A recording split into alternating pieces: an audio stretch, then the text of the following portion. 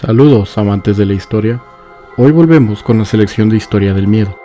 En esta ocasión conoceremos la historia de un asesino que aterrorizó a los Estados Unidos por varios años, disfrutando de la caza que se le hacía y jugando con sus perseguidores a través de pistas cifradas y amenazas, entablando así un macabro juego del gato y el ratón. Aunque sin duda lo más escalofriante del caso es que a pesar de que algunas de sus víctimas pudieron escapar milagrosamente de sus garras, jamás pudo ser atrapado. Acompáñenme a conocer la historia del asesino del Zodiaco.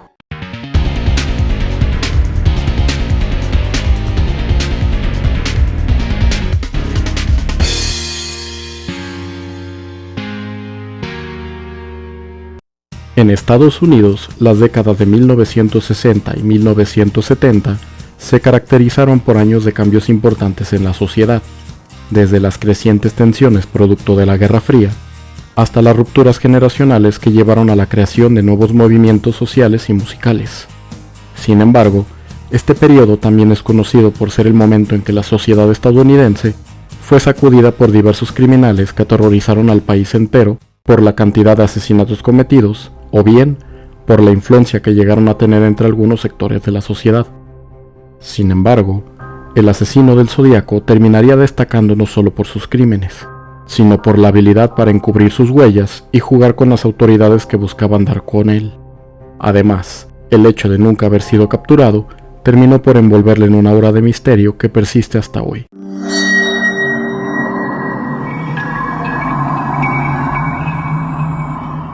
Corría el año de 1968. Aquel diciembre parecía tranquilo en el estado de California. Como parte de las festividades navideñas, David Faraday y Betty Lou Jensen habían decidido ir a un concierto navideño que tendría lugar en las cercanías de la casa de Betty, como parte de su primera cita. Sin embargo, previo al ir al concierto, decidieron hacer algunas paradas, entre ellas visitar a un amigo e ir a un restaurante. Mientras iban de camino, aparcaron en el cruce al lago Herman. Según narró un testigo presencial tiempo después, un segundo vehículo les dio alcance y posteriormente se escuchó un sonido similar al de un disparo, aunque como el testigo tenía encendida la radio, no pudo saberlo con seguridad. Minutos después, otra persona que pasó por el lugar reportó un doble asesinato al encontrar los cuerpos de David Faraday con un tiro en la cabeza y el de Betty Jensen con 5 en la espalda, lo que dio evidencia de que ésta había tratado de huir. Aunque la policía del condado arribó pronto a la escena del crimen, no se encontraron pistas sólidas. 6 meses después, la madrugada del 4 de julio de 1969, Michael McGee y Darlene Ferrin se encontraban en el estacionamiento del club de golf Blue Rock Springs, a poco más de 6 kilómetros del asesinato de Faraday y Jensen. Mientras se encontraban dentro de su coche, un segundo automóvil se aparcó al lado de ellos, pero inmediatamente abandonó el lugar para volver 10 minutos después y aparcar detrás de ellos, encajonando así a la pareja. Posteriormente, el conductor se acercó a la pareja. Tras cegarlos con una linterna, abrió fuego sobre ellos con una Luger 9 mm. Realizó 5 disparos sobre ambos. Sin embargo, justo cuando se disponía a huir, regresó para realizar un par de disparos más en cada víctima. A las 12:40 de la noche, la policía recibió una llamada reportando lo sucedido. No obstante, la sorpresa fue mayor cuando el denunciante aseguró que él era el responsable del crimen. De igual manera, mencionó que también era el responsable del asesinato de Faraday y Jensen, cometido 6 meses atrás. Cuando la policía rastreó la llamada, averiguaron que ésta se había llevado a cabo desde un teléfono público ubicado a medio kilómetro de la casa de Darlene Ferrin y a solo unas cuadras de la estación de policía. Tras rescatar a las víctimas, Darlene Ferrin fue declarada muerta en el hospital. Michael McGee, en cambio, sobrevivió a pesar de haber recibido disparos en el rostro, cuello y pecho. Esto permitió obtener el primer testimonio de la apariencia del asesino, el cual era un hombre blanco de aproximadamente 1,70 m de altura, con cabello rizado recortado y de color castaño. Se estimaba en una edad de entre 26 y 30 años, y un peso de entre 88 y 91 kilos. Un libro publicado años después, relatando los asesinatos del Zodiaco, arguyó que el móvil del asesinato de Darlene Ferrin pudo haber sido que ésta conocía al asesino. Al trabajar como camarera de un restaurante, el asesino pudo haberle confesado los primeros crímenes, movido por cierta atracción hacia ella. Sin embargo, este terminaría asesinándola, ya fuese por arrepentimiento o un chantaje por parte de ella.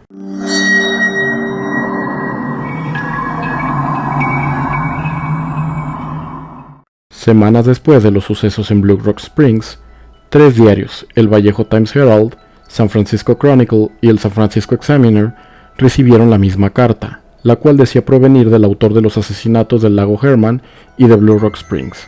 Asimismo, cada carta contenía un tercio de un criptograma de 408 símbolos, en el que presuntamente se incluía su identidad. La carta demandaba que el criptograma debía imprimirse en la primera plana de cada diario, o de lo contrario, el remitente asesinaría a 12 personas al azar en ese fin de semana.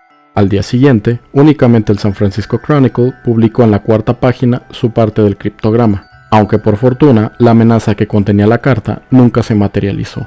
La publicación del Chronicle iba acompañada de una nota en la que el jefe de policía de Vallejo, Jack Stillitz, advertía que no tenían claro que las cartas fueran realizadas por el asesino, por lo que instaba al autor a enviar una nueva carta en la que diera prueba de ser el auténtico. El 7 de agosto, justo una semana después de haber recibido las primeras comunicaciones, el San Francisco Examiner recibió una carta que iniciaba de la siguiente manera: Querido editor, este es el Zodiaco. Además de dar su nombre por primera vez, el autor respondió a la solicitud del jefe de policía relatando detalles de los crímenes cometidos, mismos que aún no eran del conocimiento público. Al día siguiente, una pareja de Salinas, California, reportó que habían descifrado el criptograma completo de 408 símbolos, mismo que contenía el siguiente mensaje: Me gusta matar gente porque es mucho más divertido que matar animales salvajes en el bosque, porque el hombre es el animal más peligroso de todos. Matar algo es la experiencia más excitante, es aún mejor que acostarse con una chica. Lo mejor de todo es que, cuando me muera, renaceré en el paraíso, y todos a los que he matado serán mis esclavos. No les daré mi nombre porque tratarán de retrasar o detener mi recolección de esclavos para mi vida en el más allá. Las últimas letras, aunque fueron descifradas, a día de hoy no se les ha encontrado ningún significado.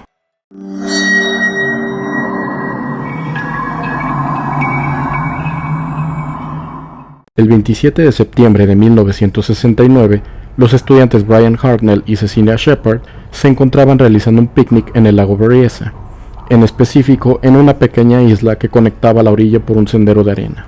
Mientras disfrutaban de su salida, un hombre blanco de aproximadamente 1,80 de altura y unos 77 kilos de peso llegó a su posición sin que ninguno de los dos lo advirtiera. El hombre usaba una máscara de verdugo y lentes de sol encima de los agujeros de la capucha. Asimismo, usaba una especie de babero con un símbolo de un círculo atravesado por una cruz. El hombre llegó con un arma y unas cuerdas de plástico. Le explicó a la pareja que era un convicto fugado de una cárcel cuyo nombre era de 2 palabras.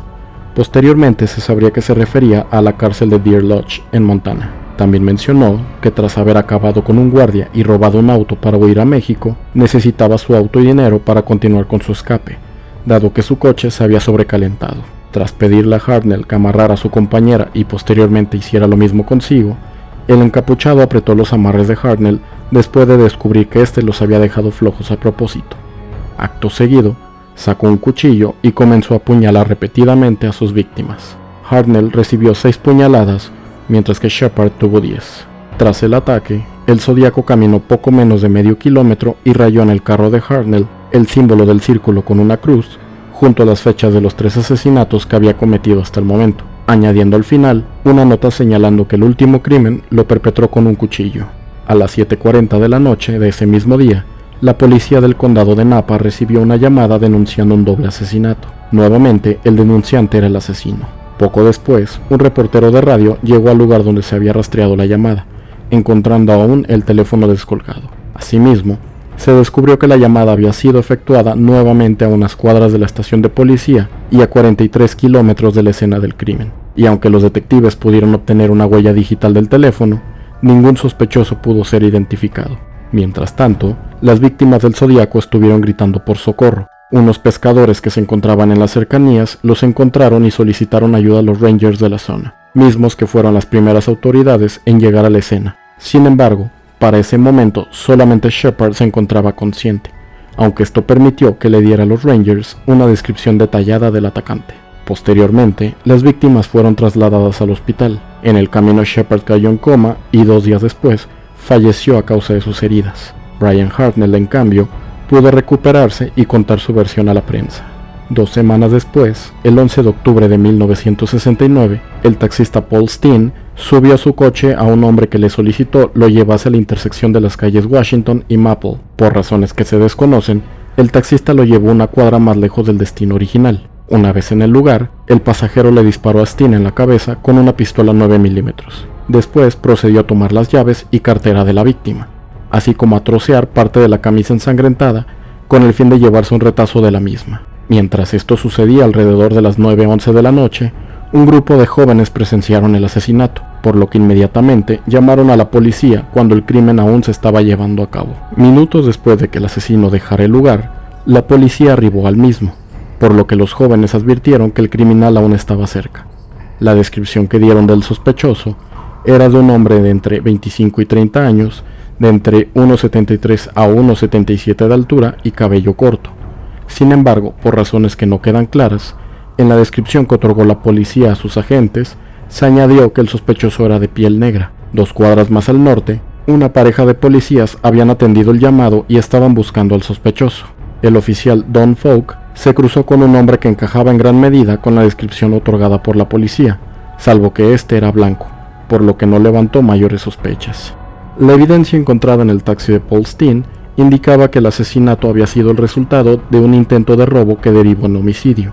Sin embargo, todo cambió unos días después, cuando en el San Francisco Chronicle se recibió una carta que incluía una parte de la camisa de Steen como prueba de que él había cometido el crimen. Asimismo, amenazaba con atacar a un autobús escolar y acabar con todos sus pasajeros, amenaza que nunca se cumplió.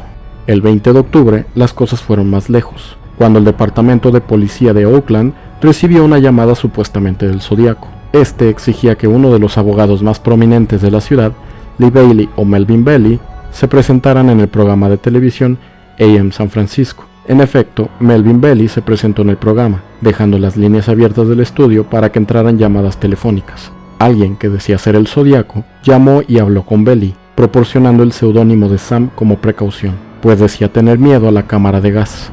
Finalmente Bailey y Sam acordaron un encuentro, el cual nunca se concretó. Después, al rastrear el origen de la llamada, se descubrió que ésta la había llevado a cabo un enfermo mental dentro de un instituto de salud, por lo que se descartó que fuese realmente el Zodíaco. El 8 de noviembre llegó una nueva carta que contenía un criptograma de 340 símbolos, el cual no pudo ser descifrado hasta diciembre de 2020, cuando un grupo internacional de personas interesadas pudieron revelar su contenido, el cual decía lo siguiente: Espero que se estén divirtiendo mucho en tratar de atraparme. Ese no era yo en el programa de televisión, lo cual trae a colación algo sobre mí. No tengo miedo de la cámara de gas, porque me enviará al paraíso todo más pronto, porque ahora tengo suficientes esclavos que trabajan para mí, donde todos los demás no tienen nada cuando llegan al paraíso, así que tienen miedo de la muerte. Yo no tengo miedo porque sé que mi nueva vida será fácil en el paraíso de la muerte. Al día siguiente llegó otra carta del Zodíaco en la que afirmaba que 2 policías le habían detenido y habían sostenido una charla con él por cerca de 3 minutos, después de que le hubiera disparado a Paul Steen. El 20 de diciembre de 1969, en el aniversario de su primer crimen en el lago Herman, el Zodíaco envió una carta al abogado Melvin Bailey, en el que incluía otro trozo de la camisa de Steen. Asimismo, le solicitaba ayuda a Bailey.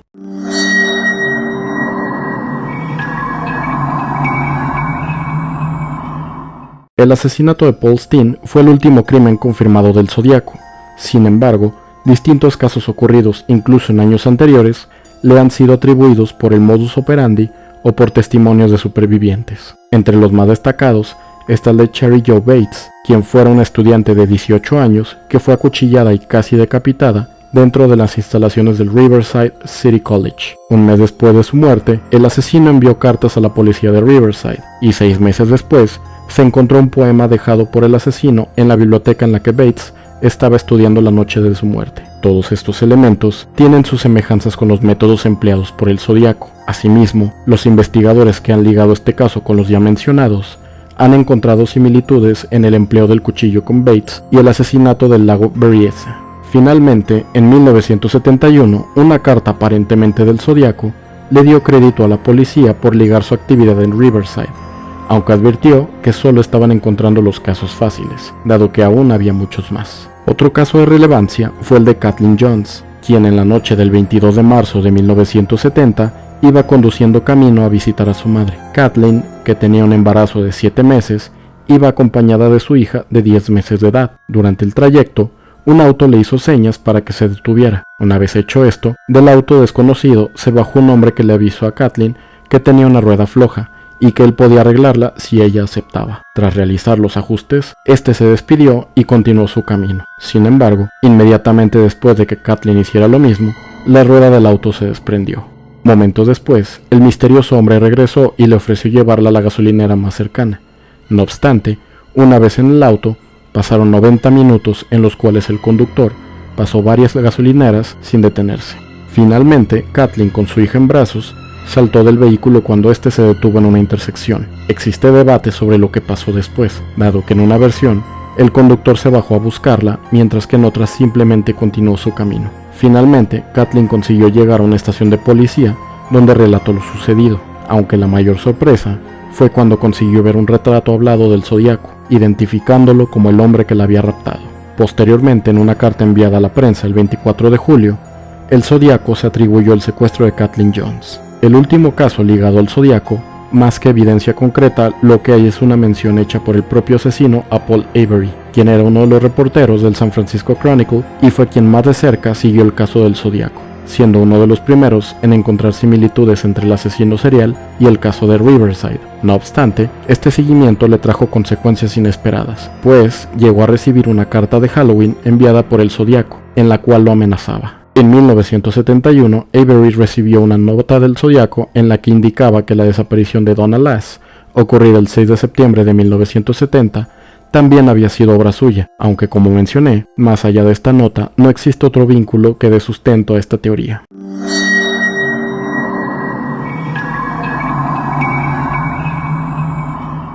A lo largo de 1970 y parte de 1971, el Zodiaco siguió enviando cartas a la prensa y la policía, enviando nuevos criptogramas, entre los que se incluye uno en el que supuestamente revela su identidad, aunque hasta el día de hoy no ha sido descifrado. Tras la carta enviada a Paul Avery, referente al caso de Donna Lass, las cartas cesaron por varios años, hasta que en 1974, el San Francisco Chronicle recibió una nueva carta en la que el Zodiaco alababa la película del exorcista, calificándola como la mejor comedia satírica que jamás he visto. La carta también incluye un fragmento de poesía y un símbolo que permanece sin descifrar hasta hoy, y un contador que decía lo siguiente: Yo 37, Departamento de Policía de San Francisco 0. El marcador posiblemente hacía referencia al número de crímenes sin resolver que el Zodiaco se adjudicaba y que no habían sido resueltos por las autoridades. Posteriormente, a lo largo de la década de los 70s, continuaron recibiéndose cartas presuntamente del Zodiaco. Sin embargo, el estilo de las mismas ha puesto en duda la autenticidad del autor.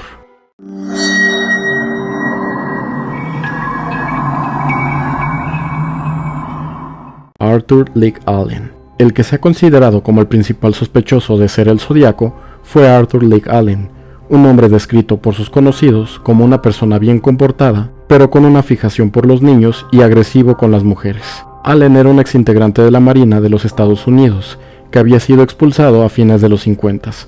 Además, había sido despedido de su trabajo como profesor tras acosar a un estudiante. Posteriormente, en 1974, fue arrestado por asaltar sexualmente a un niño de 12 años. David Toschi, uno de los detectives que estuvo detrás del caso por décadas, siempre lo tuvo como su principal sospechoso, al punto de asegurarlo extraoficialmente, pero sin poder detenerlo por falta de pruebas. La policía venía siguiendo el rastro de Allen desde 1969, después de que se reportara su presencia en las cercanías del lago Berryessa el día en que Brian Hartnell y Cecilia Shepard fueron atacados. Su casa fue cateada en diversas ocasiones, desde los 70s hasta los 90s, sin encontrar más que evidencia circunstancial como su lugar de residencia, el cual estaba cerca de los primeros asesinatos, o la posesión de un reloj marca Zodiac, cuyo logo era el mismo que el asesino empleó. En julio de 1992, Michael Magee, quien había sobrevivido al primer ataque del Zodiaco, lo identificó como la persona que le disparó, aunque esta prueba fue contrariada por el testimonio del oficial Donald Falk, quien había visto al sospechoso tras la muerte del taxista Paul Steen. Al ver a Allen, dijo que no era el mismo sujeto que había visto él. Finalmente, en 2002, se hizo una comparación de ADN entre los rastros de saliva dejados por el Zodiaco al sellar sus cartas con muestras dejadas por Allen, dando resultados negativos. En 1992, Allen falleció, generando gran controversia acerca de la identidad del Zodíaco y el fracaso en la impartición de justicia. Gary Francis Post. En octubre de 2021, el programa de televisión Case Breakers, compuesto por especialistas de diversas áreas, anunciaron haber dado con la identidad del Zodíaco, mencionando que se trataba de Gary Francis Post, un hombre que había fallecido en 2018. Las pruebas en que se basaron incluían una comparación de los rasgos faciales de Post, en especial las cicatrices que poseía en el rostro con los rasgos del retrato hablado del Zodíaco. Asimismo, añadiendo las letras del nombre de Post a los criptogramas enviados en su momento, descubrieron que el sentido de algunos mensajes cambiaban de forma significativa. Pese a sus resultados, la policía aún mantiene el caso abierto, y mencionaron que el equipo de Case Breakers se apoyó en evidencia circunstancial. Un marino anónimo. Por su parte, el exabogado Robert Tarbox declaró una nueva teoría en 2009, mencionando que a inicios de 1970 llegó a su despacho un marino, el cual confesó haber sido el asesino del Zodíaco. Los detalles que le confesó Tarbox lo convencieron de que decía la verdad. De igual manera, el marino mencionó que trataba de detenerse a sí mismo. Sin embargo, nunca más volvió a ver a Tarbox. Este último mencionó que no había revelado este encuentro por confidencialidad profesional y que había sido la difamación hecha hacia Arthur Allen lo que le había impulsado a dar su testimonio hasta ese momento. Aunque no se proveyeron más pruebas para sustentar esta teoría, hoy en día tampoco ha sido posible desmentirla. Estos son solo algunas de las muchas teorías que hay sobre la verdadera identidad del asesino del Zodíaco. Pese a ello, lo cierto es que a día de hoy no han encontrado evidencia sólida para cerrar el caso e impartir justicia, algo que en última instancia cada día se ve más lejano, dada la avanzada edad de los sospechosos. Si te gustó el video, te invito a que me apoyes con tu like y un comentario, o compartiendo este video para que llegue a más personas. También te invito a que te suscribas y actives la campanita de notificaciones para conocer nuevas curiosidades de la historia, tanto de México como del mundo. Hasta luego.